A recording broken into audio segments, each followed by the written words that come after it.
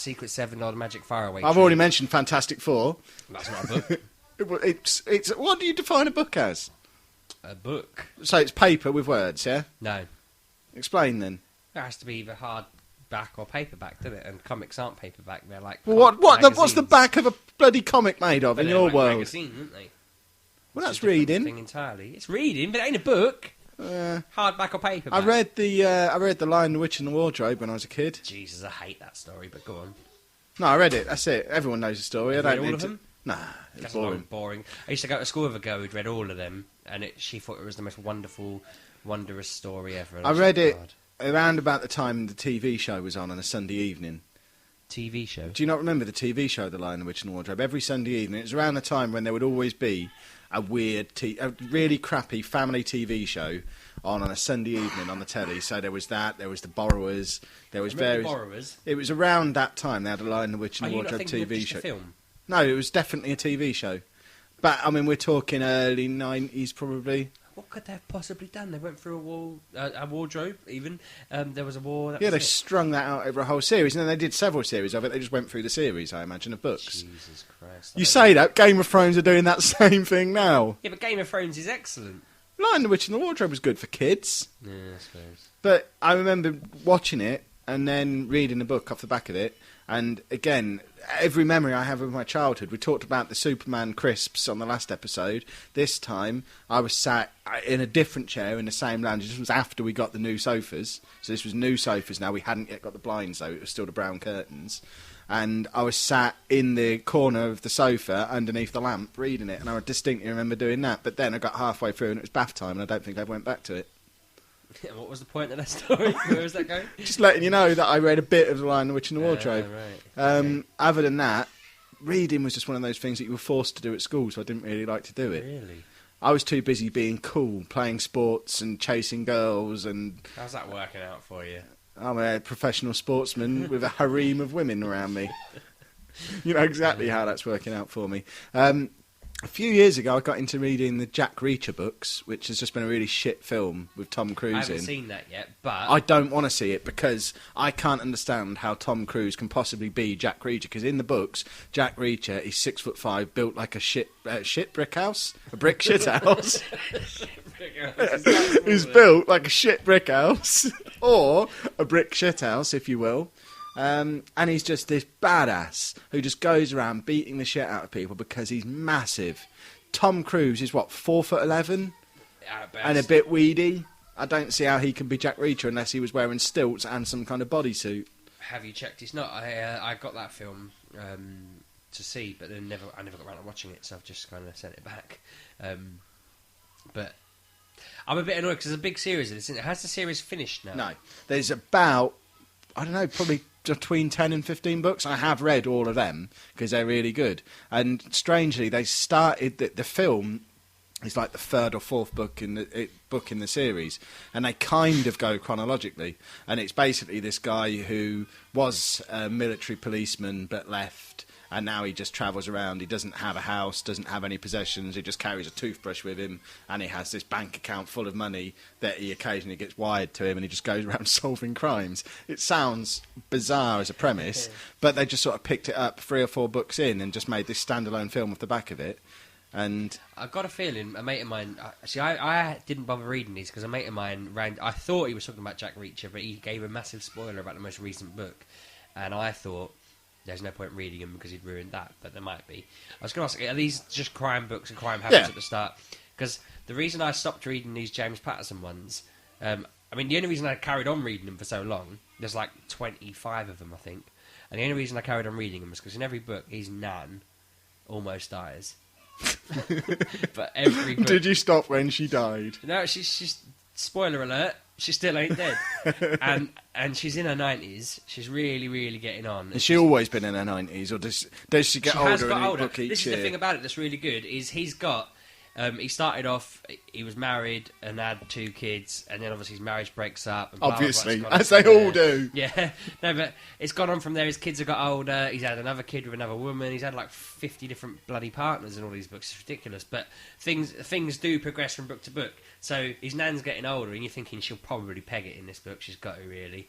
But no, he's just found a way to keep the old deer alive. What, he's keeping her alive himself? Is he a doctor as well as writer, a... I mean. It's just, the book, as well as solving crimes, he's also single-handedly curing diseases to keep his nan alive. What I was going to say, because I knew you'd mentioned Jack Reacher, because I remember it being the only book you ever told me you've ever read. And the thing I don't like, the reason why I don't really read them, I don't rush to read them, there's two out that I haven't read of this James Patterson ones, because to me, with crime books, when you pick them up, if you solve them there, you're psychic, basically. So you ain't read it yet. That's just, it's not possible to solve it. If the crime happens and you solve it, again, you're probably still pretty much psychic. But if you read, like, maybe, I don't know, let's say a tenth of the book and you get it, you're really good at solving crimes. You know, if you get it 2/10 of the way in, you're reasonably good. And it just works like that for the entire book for me then. Well, they're basically a way of testing to see if you can be a detective. If you get to the end and you're like, oh, I didn't believe it was them, then there wasn't much point reading the book, because the fun of the detective book is figuring out who done it. But what I find is, obviously, the really good books where you can't figure it out because it's so intellectual and clever, they annoy me because after the time you can't figure it out. Like James Patterson's fallen into a trap where right near the end he'll randomly reveal that, I don't know, the killer's been wearing a bodysuit all along, and it's not a man, it's a woman, who'd have thought? But all those things I threw you are red herrings, and you think, well, I couldn't have figured that out for 80% of this book, so that 80% might as well go in the bin. Might as well not bothered with that. They're not designed to be intelligence tests, they're spinning you a yarn, it's entertainment. It's not entertaining, though. The entertainment, for me, is figuring out who done it before Alex Why don't you Cross just take a quiz?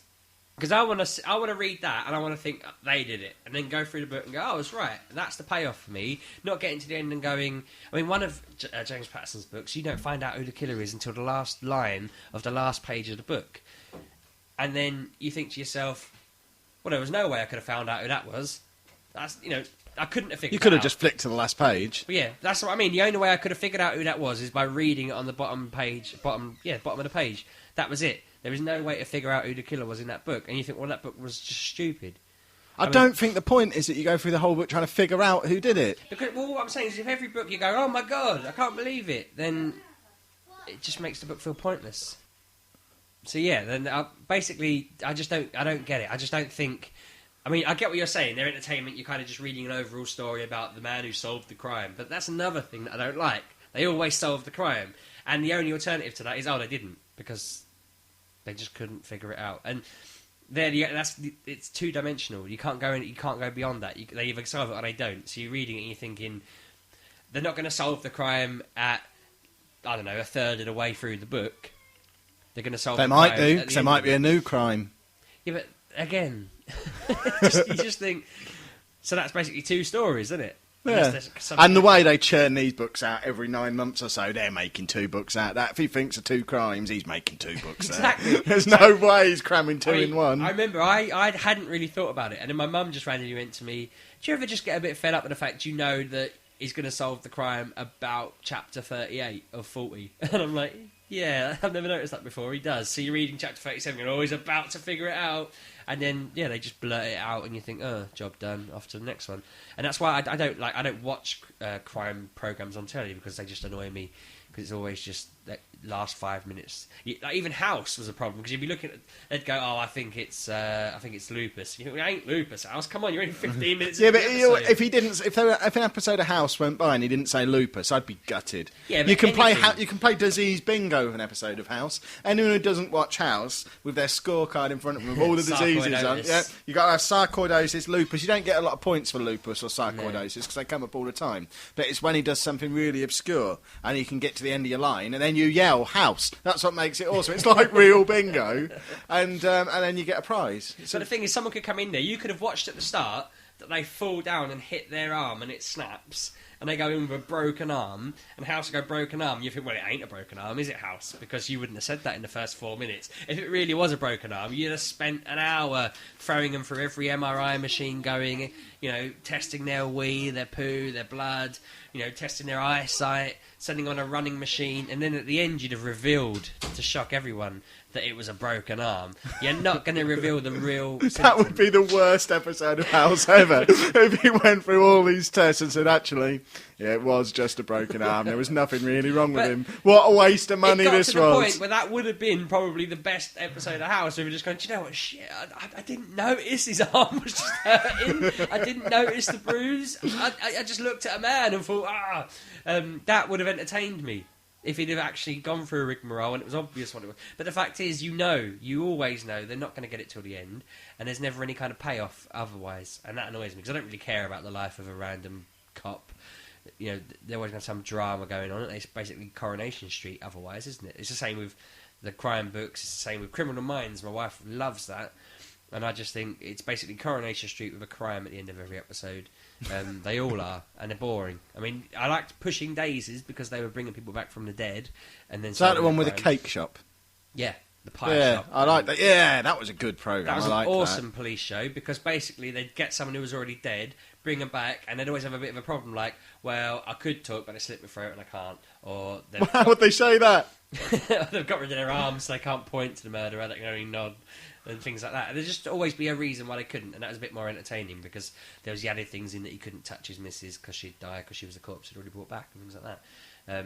So yeah, they can come out of some semi-interesting ways, but I hate this whole, like Dexter as well, becoming the policeman who kills people in his spare time. That, you know, just all police stuff is just two-dimensional. That told me. So what did you think of 50 Shades of Grey? I've not read it, so I don't Yes, really... you have. You read all the women's books. Yeah, judging by my list that I rattled off earlier, no, I haven't. Did you write 50 Shades of Grey? No, and my wife hasn't read it either.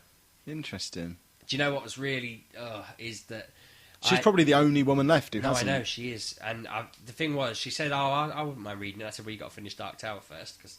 I want to know what you think of the ending. You want to give her an order, she's allowed to read books. No. I mean, like, I said to her, finish that because I want to know. And then when she finished that, it was like, well, you should probably start Game of Thrones, considering the new series is back in a month, and I want you to catch up before the season finale.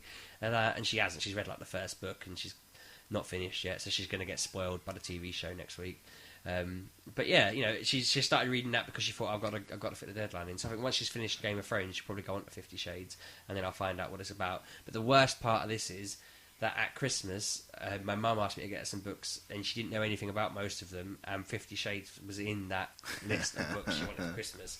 And it's before the whole... It probably wasn't Christmas. It was before the whole hullabaloo about 50 Shades had happened, so it must have been well before Christmas. But she asked me to get her some books, and I got that, not knowing what it was. And then I remember being on a forum and someone going, have you seen this filth? It's basically porn for women. And I was like, oh my God, I've just bought that for my mum. And yeah, everyone was going, your dad's going to love you, mate. But I see it as a bit pathetic. Not in a... I don't want to be too mean, because I'm not saying that people are pathetic for reading it in that it's smart. It's just... Men watch porn. That's just a thing that men do. Men do what? Yeah. And I know plenty of women who openly admit they watch porn as well. So you kind of think, what are they getting out of 50 Shades?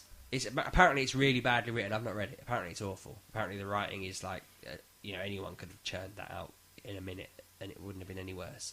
So why didn't we? Why don't we? But the thing is, it's existed for years. I don't really get what's special about this book. Because people have been putting some slutty stories slutty bird must have read it. So one of the Sex and the City women must have read it and talked what's about her name? it. The one I think's probably a bitch, but I don't know her, so I can't really say. She's in that Keith Lemon programme, Holly Willoughby. She made 50 Shades of Grey big, did she? She looks like she'd be a horrible person if you knew her, but I don't know her, so I might be completely wrong. But she tweeted about it and said, have you read this book? It's brilliant.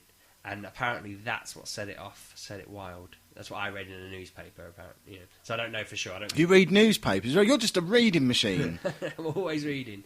But they said that she mentioned it. Someone told her to read it, and bang, it became like wildfire. But this is the thing. I kind of think to myself, have these people... I read in another newspaper that like Anne Summers had seen a rise of like 900% sales or something, 12,000% sales. I don't know what it was. I don't understand why you can buy the book in Anne Summers. That confused me. It wasn't just the book; it was all their equipment and paraphernalia that they sell. That the sales of that had gone up off the back of this book, and you thought to yourself, are these people that are people in the world that sheltered? They didn't know these things existed until they read it in some stupid Twilight fanfic. That's what I don't get. Don't ever say fanfic again. It makes me think you're a bigger prick than I No, already but that's thought. what it is. That's what it was. It was a Twilight fanfic, wasn't it? That's not a word I use. That's what it's been described. She wrote that. Call it fan fiction, or I'll have to Okay. banish you to the internet. Every part of that book was written about the man and the woman from Twilight. I assume there's a man and a woman in it. I don't really know. You I've know, not seen you all